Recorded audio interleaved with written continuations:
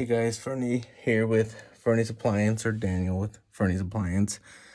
Today, putting in a new heating element in a Whirlpool Duet. I'm horrible at making these videos. I've already got the heating element out.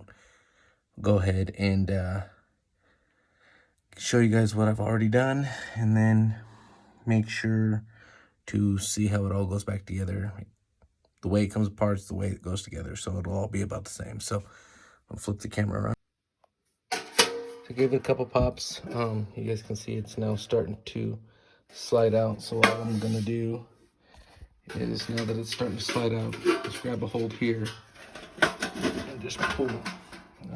It's really hard to do with one hand. You guys can see it just comes right out. What I did is I took a multimeter, tested it, didn't get any continuity. It wasn't heating. One other thing you want to check before just replacing the heating element is this thermal fuse, right? Not this first one, but this second one right here, this white one. So I've got one here in my pocket. If you've got a dryer that ain't heating, not getting hot, here's the thermal fuse. Like I said, all I did was take my multimeter and I set it to the sound setting, as you can see right there. And then you just take these two probes. I touch them together first, just like that, to make sure that I'm getting a reading, which I am. So now if you were to do the fuse, man, I wish I had somebody recording this for me. You guys just kind of listen for the tone there. But I've got the fuse here.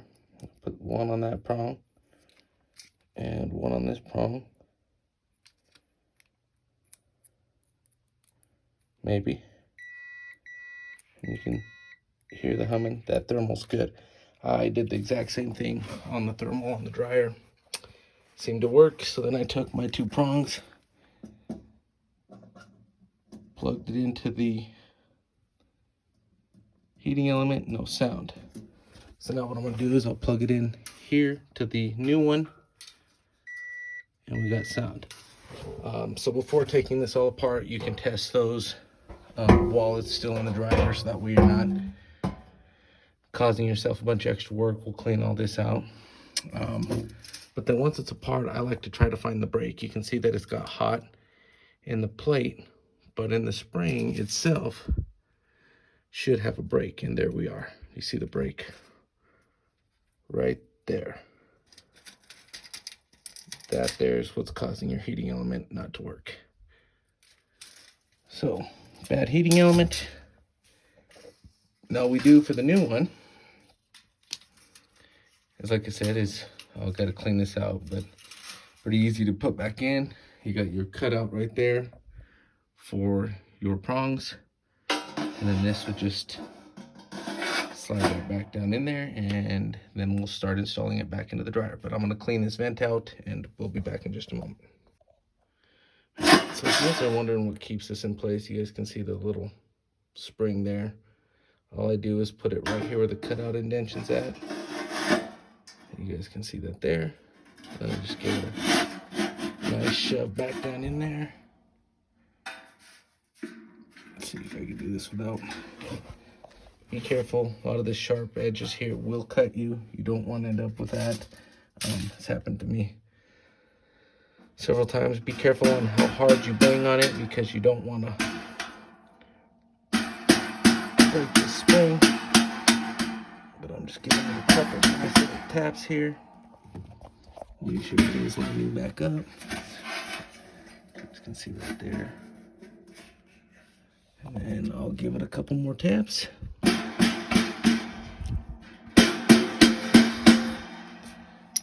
And then what we'll want to do once that's in, is right here, you can see it's still not lined up.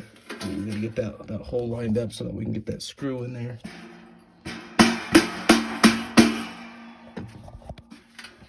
And there it is, it's lined up. So then all I'm going to do is take my little drill here. You can use a socket, you can use whatever you like.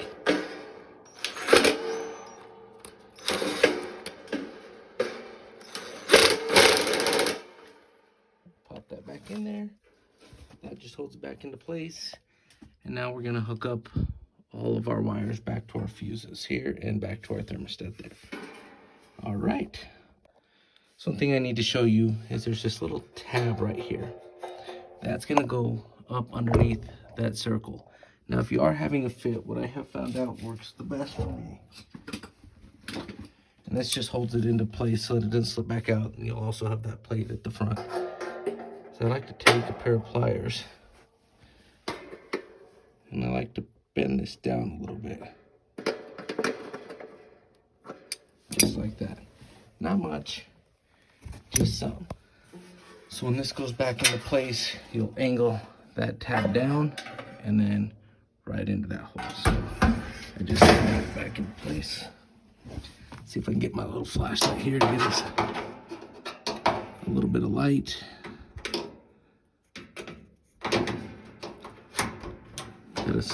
Gotta figure out how to do some of this stuff one-handed. Okay, so that gives me a little more light there. And all I do is I just take this and I just, if you can see, kind of see that tab right there. I angle this up and put this back into place. Okay, so now we've got our wires here. I'm gonna slide that to the side so we can see what's going on here. And we've got our jumper wires here. So we got these two that go to the back, this black one here, and then this red one will go here, and then these two thicker ones will go right here. So I'll go ahead and plug those back in. What I like to do is take pictures of the wires, make sure that you know where they're going, so when you unplug them, even though it may be within 10 minutes, it's gonna take a little bit of time. You may forget exactly where the wires are, so take a picture, write it down, something so you know where the wires go back. All right, so I've got it back together. You guys can see I've got my two red wires here. The red and white here is a jumper over to this fuse, and then you have a black jumper back here that jumps to the top of the other fuse, and then that red wire goes to the bottom, and it comes from one of the main incoming power sources. The other thing I did do to make a little room is there's a cord here and here. I just disconnected these, move them out of the way so that way I can get that in and out. So that's back into place, you guys can see. The next thing I'm gonna do is I'm gonna take this plate, and it's got the little tab there. It slides right into here. And then I've got two screws. Once this is in, there's a screw on that little tab that goes in to screw the heating element to the plate, and then the plate down here to the dryer. So I'm gonna go ahead and put that into place and come right back. Alrighty, so what I did here is I just put that screw in there, and like I said, there's that screw there. Couldn't fit my drill, so I just use a 1/4 inch. All the screws that I've taken out are a 1/4 inch. I've got the 1/4 inch on there, 1/4 inch there, but it's all back. Next thing I'm gonna do, and it's pretty easy to plug in, it's pointed side. And so all I do is take that there and snap into place. Okay, so I'm gonna, before I put this front panel back on, I'm gonna go ahead and plug the dryer in. Make sure to always unplug this before working on it. So go ahead and plug it back in. We'll see if we've got some heat, and I'll show you what that looks like. Alright guys, so we got it plugged in, heating element, boom. Now it is glowing red. We now have a dryer that is back to operational. So remember, check the fuse behind this plate. Easy way to get to it is there's a screw up here, a screw here, one here, and then one up at the top, and then this thing comes off. Easy access to the plate. If that's testing good with the multimeter, check your heating element. With them two prongs, make sure to unplug the two wires. Check it, no reading, replace your heating element. Next thing I'm gonna do is just put this plate back on. It's pretty simple. All I like to do with this is just leave it up underneath here. I'm gonna tip the dryer back, push it in, put your two screws, and you're good to go. Alrighty guys, so we're back up and going, got it running. Again, There's the heating element. You see the plate was wore out. And here is the crack. So hopefully this video helps you guys. Please leave comments if you have anything else, whether it'll help me, whether it'll help you. If you have any questions, comment down below. Like, subscribe to the page, and hopefully I'll have many more videos to come. Thanks.